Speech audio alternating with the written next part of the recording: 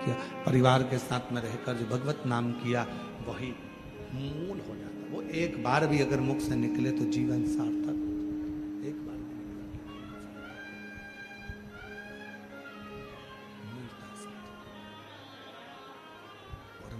तेरे ही भरोसे बाबा, तेरे ही भरोसे हवा बीच उड़ती जावा बाबा, डोर तो छड़ी नाम कटी जवानी, भोले मैं तेरी पतंग शंभो, मैं तेरी पतंग।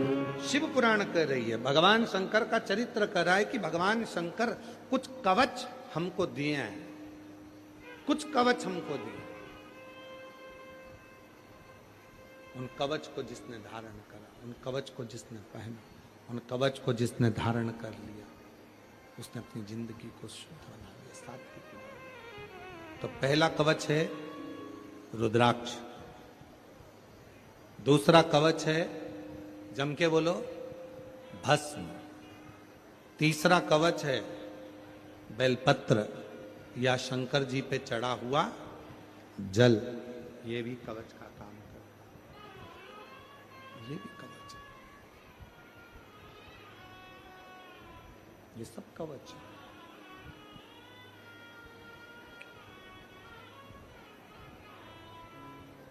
तो कई लोग कह देते हैं गुरुजी रुद्राक्ष हम पहनेंगे तो कोई दोष तो नहीं लगेगा। पहले तो एक बात अपने चित्त में उतारी है, जितने भी सिद्धेश्वर शिव महापुराण की कथा को यवतमाल जिले के आरणी में श्रवण करने के लिए आए हैं और कथा के मंडप में बैठे हैं, या टीवी पर या आस्था चैनल पर या सोशल मीडिया पर इस कथा को सुन रहे हो, तो पहले सिद्धेश्वर शिव महापुराण की कथा सुनने से पहले अपने अंदर से एक बात निकाल दो, डर। जहां डर होता है वहां भगवान नहीं होता, और जहां भगवान होता है वहां डर नहीं होता। दो चीजें हैं, अपने भीतर से एक चीज निकालना है तुमको इस सिद्धेश्वर शिव पुराण के प्रथम दिन, अपने भीतर का डर। डर कौन सा? मैं मंदिर में गई, पूजन में ये कमी रह गई, भगवान मुझे पाप देंगे, भगवान मुझे कष्ट देंगे, मुझे दुख देंगे, मेरी पूजन में ये कमी रह गई। मतलब तुम्हारे अंदर डर है कि पूजन में ये कमी रह गई है, भगवान मुझे पाप देंगे। अगर तुम्हारे भीतर ये डर है तो भगवान तुम्हारी पूजन को कभी स्वीकार नहीं करता। याद रखो, भगवान वहां आता ही नहीं, भगवान वहां पहुंचता ही नहीं। जिस दिन तुमने अपनी बुद्धि से ये निकाल दिया, जिस दिन तुमने अपने विचारों से निकाल दिया कि नहीं मैंने पूजन करी है, हो सकता है बेलपत्र मैंने गलत तरीके से चढ़ा दी, हो सकता है कि मैंने दुर्वा गलत तरीके से चढ़ा दी, हो सकता है चावल मुझे ऐसे चढ़ाना था, हो सकता है जल मुझे ऐसे चढ़ाना था, हो सकता है कि मुझे पूजन ऐसी करना थी, और पूजन में अगर कोई गलती भी हो गई तो डरने की बात नहीं। हमारे बाप की पूजन करिए, हमारे पिता की पूजन करिए, हमारे बाबुल की पूजन। मेहमान घर में आएगा तो तुमको थाली लगाना पड़ेगी, चौरंग लगाना पड़ेगा, चौरंग के साथ में रंगोली डालना पड़ेगी। मेहमान आएगा, अब देख लो, अपने घर के पिता को, अपने घर के बाप को भोजन कराना और मेहमान को भोजन कराना, दोनों में कितना अंतर, जरा ध्यान देखना। मेहमान आया, चौरंग लगाया, रंगोली डाली, रंगोली डालकर सुंदर फूलों की रंगोली डाली, आसन लगाया, आसन लगाकर पानी भर कर दिया, पानी भरकर पापड़ ला कर दिया, सलाद ला कर दिया, अचार ला कर दिया, 4-5 तरह की चटनी ला कर दे दी, और थाली लगाई, इतने अच्छे से लगाई कि चावल को भी कटोरी में रखकर डिजाइन के साथ थाली में जमाया, चावल को भी, सीरा, हलवा, उस सीरे को भी कटोरी में अच्छे से दबा के सीरे को, हलवे को, रवा का हलवा, आटा का हलवा, बादाम का हलवा, सीरे का, उसको भी थाली में ऐसे जमा के कटोरी को निकाला डिजाइन में। अचार भी डिजाइन में छोटी कटोरी में, नमक भी छोटी कटोरी में, बड़ी कटोरी में खीर, चम्मच को भी 4 बार पोंछ के रखी। क्यों? मेहमान आए हैं, गलती नहीं होना चाहिए। मेहमान आए, गलती होगी तो मेहमान क्या कहेंगे? जाकर 10 जगह पर बात करेंगे और ना जाने कितने सारे शब्द सुनाएंगे, ना जाने कितना शब्द कहेंगे, ना जाने कितना ताना देंगे। और मेहमान को तुमने खाना खिलाया बड़े प्रेम से, अच्छा कालीन, आसन, ये वो सब लगाकर, मिर्ची का ठेसा, पूरन पोली, आमठी, और क्या होता है, हाँ जो भी तुम सब बना बनू के बढ़िया जमा के खिलाया। और मेहमान जिम कर चले गए और अब पापा जिम में बैठे, भाऊ आए, आई भोजन करने के लिए, तब तुमने रंगोली डाली? जम के बोलो, आसन, चौरंग, बोलते जाओ बोलते जाओ। चावल कटोरी में जमा के, बोलो बोलो, नहीं। सीरा कटोरी में जमा के, बोलो बोलो, कुछ नहीं। कटोरी भी बे डिजाइन की, एक बड़ी कटोरी, एक छोटी कटोरी, एक ये वाली कटोरी, एक वो वाली कटोरी, 4-5 तरह की कटोरी। गिलास भी बे डिजाइन का, थाली भी बे डिजाइन की, और ले जाकर भाऊ को, पिताजी को, बाबूजी को, पापा को, पापा, भाऊजी, भाऊ, भोजन, आई भोजन।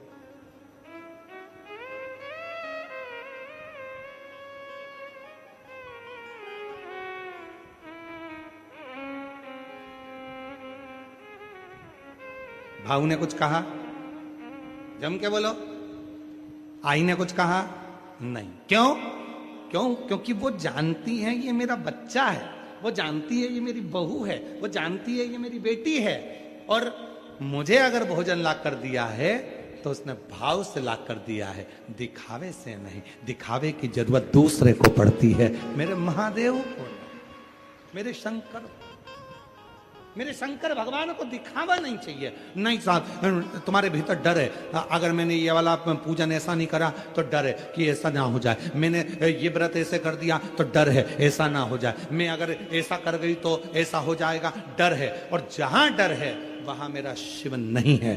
तुमने जिस दिन अपने भीतर से डर निकाल दिया कि मैं जल चढ़ा रही हूं, कोई गलत काम नहीं कर रही, मैं बेलपत्र चढ़ा रही हूं, कोई गलत काम नहीं कर रही, मैं जल चढ़ाकर आचमन कर रही हूं, पी रही हूं, कोई गलत काम नहीं कर रही, मैंने बेलपत्र उठाकर खा लिया, कोई गलत काम नहीं किया। जब तुम्हारे भीतर ये डर हट जाएगा तब समझ लेना कि शिव तुम्हारी जिंदगी में सुख प्रदान करना प्रारंभ कर दे। जितनी बैठी हैं मेरी जीजियां, जितने मेरे जीजा बैठे हैं, जितनी मेरी बेटियां बैठी हैं, जितने मेरे बेटा बैठे हैं, इसमें से कई, जितने मेरे बुजुर्ग माँ बाप बैठे हैं, इसमें से कई ऐसे हैं जो डर कर पूजा करते हैं। मैं ऐसा करूंगी कहीं ऐसा ना हो जाए, मैंने पशुपति व्रत करा ये गलती ना हो जाए, मैंने ये ऐसा कर दिया कहीं ऐसा ना हो जाए, मैं जल चढ़ाने गई थी उसने ऐसा कर दिया, मेरा बर्तन को छू दिया, मेरे बर्तन को ऐसा कर दिया, कहीं गलती ना हो जाए। और हम डर के कारण भगवान की पूजन को डर के कारण कर रहे हैं। नहीं, शिव कहते हैं बाप मानती हो ना तो जैसी मर्जी पड़ जाए वैसे तुम आओ, और जैसा मन पड़ जाए वैसे शिव को भी जाए। बाप मानती हो ना, पापा को तो कैसे भी भोजन करा दो। और कभी कभी पापा क्या कह देते हैं, ए बेटा आज तो मेरा मन कर रहा है, बेसन और रोटी लिया, बेसन चावल लिया, मन कर रहा, पिताए। तो बाप तुमसे बहुत चीज की चाह नहीं रखता, पिता तुमसे बहुत सारी सामग्री चाह नहीं रखता। मेरे शंकर भगवान तो केवल देना जानते हैं, तुमसे लेने की चाह नहीं रखते कि तुम मुझे ये दो। ये चाह और हो डर से। जहां डर है वहां शिव नहीं, और जहां शिव है वहां डर।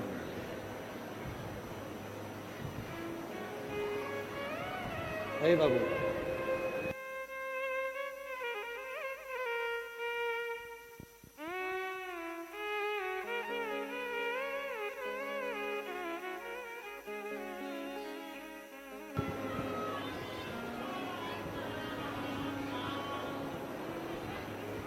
जहां डर है वहां शिव नहीं। पूजन में, पाठ में, अर्चना में, भक्ति में डर का काम नहीं होना चाहिए, डर का क्रम नहीं होना चाहिए। कभी कोई अनुष्ठान कर रहे हैं, कभी कोई पूजन कर रहे हैं, कभी किसी अनुष्ठान में बैठे हैं, पूजन अर्चन में बैठे हैं, भक्ति में बैठे हैं, स्मरण में बैठे हैं, मंत्र जाप में बैठे हैं, नाम जाप में बैठे हैं।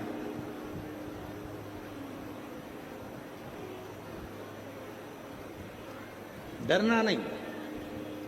कोई कह दे तुमसे कि तुमने ऐसा कर दिया और इससे तुम्हें पाप लगेगा, डरना। कोई कह दे तुमने ऐसा कर दिया और तुम्हें दोष लगेगा, डरना।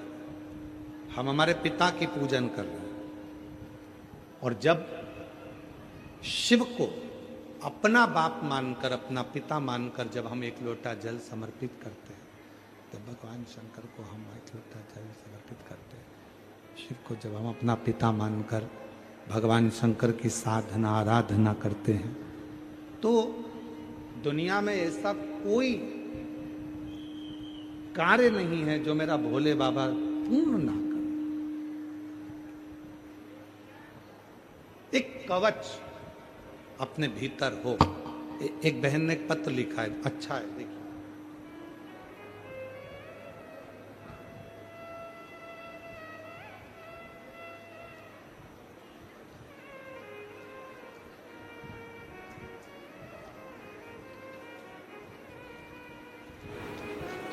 पहले तो उसने फाइल लगाई है अपनी मेडिकल की, और बाबा को मैं नमन करने के लिए आई हूं। शिव तत्व किसको कहते हैं? शंकर की अविरल भक्ति, एक विश्वास की भक्ति। ये सारे कवच है, सारे कवच। भस्म कवच है, रुद्राक्ष कवच है। शिवजी पे चढ़ा हुआ जल जब हम आचमन करते हैं, और हम आप लोगों से निवेदन करेंगे, किसी का कहना मत मानो, आप तो सीहोर वाले महाराज का भी कहना मत मानो। गीता प्रेस गोरखपुर की शिव पुराण लेकर आओ और उसको बैठकर पढ़ना प्रारंभ करो। उसमें आपको मिलेगा विद्धेश्वर संहिता में कि शंकर भगवान पर चढ़ाया हुआ जल जब हम पीते हैं तो अपने 3 पाप, कायिक, वाचिक और मानसिक 3 पाप हमारे समाप्त हो जाते हैं। वो कवच का काम करते, वो जल। ये शिव पर चढ़ी बेलपत्र, शंकर पर चढ़ा जल, शिव जी को लगी हुई भस्म और शंकर भगवान का दिया हुआ रुद्राक्ष, ये हमारे कवच हैं, ये हमारे कवच।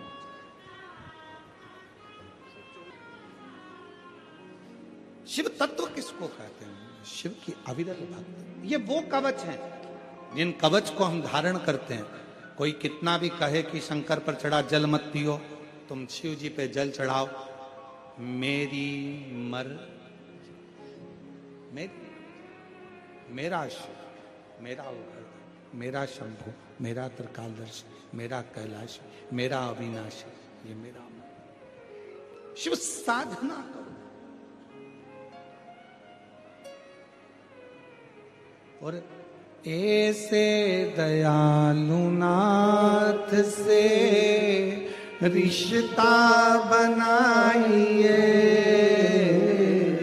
ऐसे दयालु नाथ, बोलो बोलो बोलो, रिश्ता बनाइए, मिलता रहेगा आपको जो कुछ भी चाहिए, मिलता रहेगा आपको जो कुछ भी चाहिए।